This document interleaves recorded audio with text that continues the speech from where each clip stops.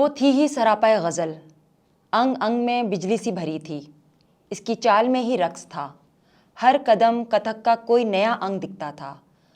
اس نے رقص سیکھا نہیں، نہ ہی رقاصہ بننے کی کوئی خواہش تھی، مگر یہ کیفیت اس کے وجود میں تھی۔ شاعر اکثر اس کے حسین سانچے میں ڈھلی پنڈلیوں کو دیکھتا رہتا۔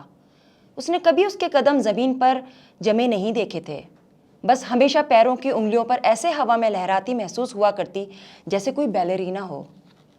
تراشے ہوئے کامد، دلکش چہرہ اور غزالہ چال ایسی تھی کہ اس کا سانس رک رک جاتا تھا۔ سنگ مرمر سے ترشا ہوا اس کا جسم وہ پیکر تھا جیسے نظم کے مصروں سے گندھا ہوا ہو۔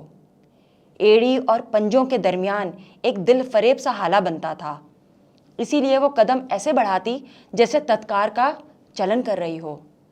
چلبلی سی چال میں کمر کے خم بلا خیز اور ہنسی میں الہڑ پن جھرنوں کے نغموں جیسا تھا۔ آدھی آستینوں سے اس کے بھرے بھرے متناسب گولائی والے بازو مکھن کی طرح ملائم محسوس ہوتے۔ مخروطی انگلیاں کوئی کتھا سناتے ہوئے فضا میں ایسی تھرکتی جیسے کتھا کو کوئی مدرا پیش کر رہی ہوں۔ بعض سمے تو وہ مندر میں رکھی حسین دیوی کی مانند لگتی۔ اس سے عشق ہو جانا کمال نہیں تھا، اس سے محبت میں مبتلا نہ ہونا واقعہ ہوتا، اور یہی شاعر کے ساتھ ہوا۔ شاعر ہوتے ہوئے بھی جب اس پر نگاہ پڑتی تو سب حرف دھندلا جاتے، لفظ، ردیف، قافیہ، بحر معدوم بلکہ نامعلوم ہو جاتے۔ اس کے سراپے کے تصور میں شعر بنتا، لکھتا، کاٹتا اور پھر لکھتا، لیکن حرف اس کے سراپے کا احاطہ کرنے میں ہمیشہ بے بس اور بے کس نظر آتے۔ شاعر کو وہ دن بھی یاد تھا جب ایک صبح اس پر نظر پڑی۔ سورج اس کے چہرے پر دمک رہا تھا، کرنیں اس کے وجود کو جگمگا رہی تھیں، آدھے سویرے کی روشنی اس کے دودھیا چہرے کو مزید تابناک بنا رہی تھی، اور وہ گدگدے ہاتھوں سے چہرے کو ان کرنوں سے چھپاتے ہوئے ایسے جلدی جلدی کام کر رہی تھی جیسے اسے اپنی دلکشی کا احساس ہی نہیں۔ اس نے اس روشنی کی سبک کرن کو دیکھا اور وہ لمحہ اس کے دل میں ٹھہر گیا۔ وقت تھم گیا، سب کچھ ساکت منجمد ہو گیا۔ دیکھنے والے دل کے حال سے بے خبر کام میں مگن رہی، اپنے پرستار کی خدمت پر جٹی رہی۔ شاعر کو اس کے نازک ہاتھ بہت پسند تھے۔ مخروطی انگلیاں تھیں ہی ایسی جیسے ستار کی تار ہو، پشمینے کی شال ہو، کسی سنہرے منظر کا خواب ہو۔ وہ ہمیشہ ننگے پیر ہی ایسی گھومتی جیسے پاؤں میں گھنگرو بدے ہو۔ ساز ہوتا نہیں تھا مگر جھنکار شاعر کے دل پر بجتی تھی۔ اس اپسرا کو کیسے دل کا حال سنایا جائے، کیسے حسن کے مجسمے کو اپنایا جائے، اس خیال میں وہ غزل لکھتا، لفظ کہتا اور نظم بنتا۔ اس کی ساڑی میں رقص کرتی ایک تصویر چرا کر اس نے اپنے سرہانے سجا دی تھی۔ صبح بھی اسی منظر سے ہوتی اور رات بھی اسی سراپے کی امید میں ڈھلتی۔ وہ چاہتا تھا کہ اظہار کی نوبت آئے، کوئی لفظ اس کی زبان پر اتریں جو اس کی آرزو کو بیان کر سکیں، مگر لفظ منکر تھے، حرف خاموش تھے۔ مگر یہ کیسے ممکن ہے کہ ایک دل کسی کی دھڑکن پر تال ملائے اور کسی کو خبر نہ ہو؟ ایک وقت آیا جب اظہار فروئی ہو گیا، جب اقرار بے معنی لگنے لگا۔ کسی نے کسی سے کچھ نہ کہا مگر تال مل گئی، دھن بجنے لگی، سر ملنے لگے۔ ربط بڑھا تو شاعر نے ہمت کر کے اسے بتایا کہ وہ خود نہیں جانتی کہ وہ کیا معجزہ ہے، کتنی حسین ہے۔ یہ سن کر وہ حیرت سے ایسے کھلکھلائی کہ کائنات رقص کرنے لگی۔ وہ خوشی اور غم کا اظہار کلاسیکی رقص موہنی آتم سے کرتی۔ اس رقص میں وہ خود خاموش رہتی مگر نگاہیں اظہار کرتی۔ وہ ہنستی بھی جھوم کر تھی اور آنکھوں میں آنسو بھی دیر تک پیرتے تھے۔ وہ موڑنی اپنی چال میں جب کتھا کلی پیش کرتی تو مختلف مدراؤں کی مدد سے ہر جذبے کا اظہار کرتی، چاہے وہ خوشی ہو، جذب ہو، طرب ہو یا الم۔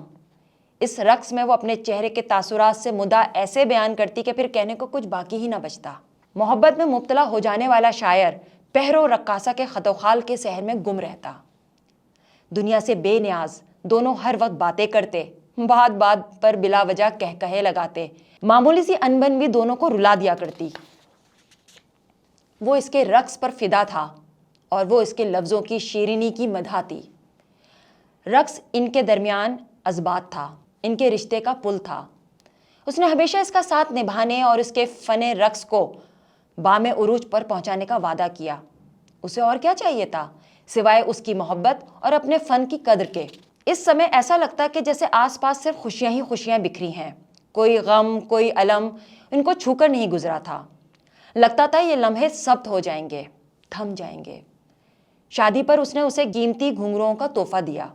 ये खराज था उसकी उल्फत का, सबूत था उसके इश्क का। दोनों रक्स की बात करते, एक दूसरे के इश्क में गुंधे रहते। लेकिन वक्त बहुत जालिम होता है, मोहब्बत को धुंधला देता है, इश्क को भुला देता है। वक्त गुजरा तो इश्क में भी बाल आने लगा, अंदाज और जाविया नज़र बदलने लगा।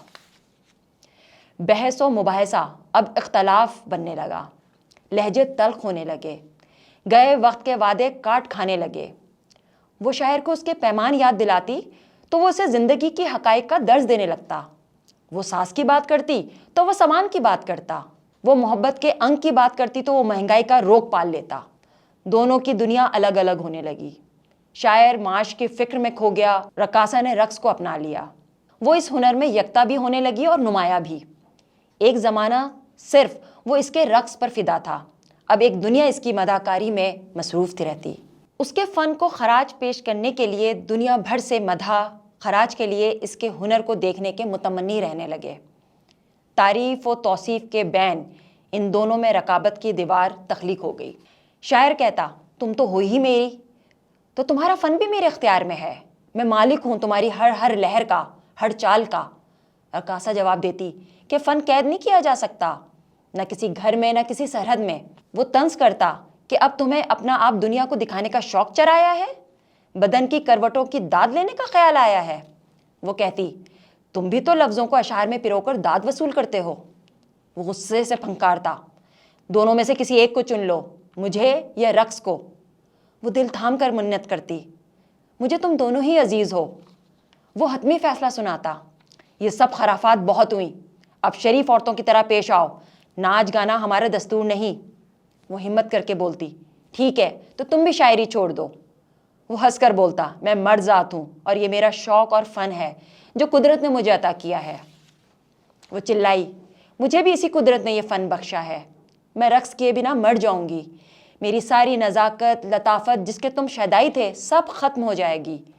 उसका अंदर का मर्द जागा और उसका हाथ ये कहते हुए इस नाचती मूर्ति पर उठा, अफसोस है कि मैंने तुम जैसी ख़राब औरत से मोहब्बत की।